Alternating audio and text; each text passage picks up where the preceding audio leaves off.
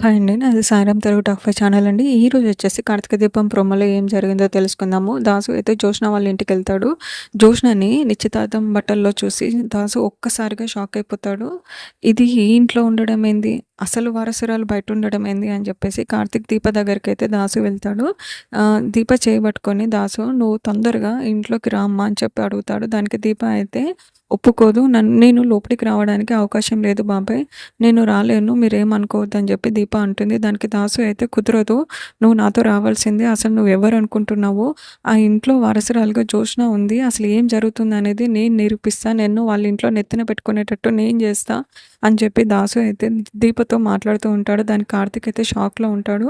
దీప ఎంత చెప్పినా వినిపించుకోకుండా దాసు అయితే దీప చేయి పట్టుకొని ఎంగేజ్‌మెంట్ దగ్గరికైతే తీసుకొనెళ్తాడు. దాన్ని చూసి జోష్న అయితే ఒక్కసారిగా షాక్ అయిపోతుంది. ఎక్కడ ఈ దాసు నిజం చెప్పేస్తాడేమో అని చెప్పేసి శివనారాయణ కూడా వచ్చేసి ఏం జరుగుతుందో గొడవ అని చెప్పేసి అందరూ షాక్‌లో ఉంటారు. ఈ రోజుతో ఈ ప్రోమో అయితే క్లోజ్ అయిపోయిందండి.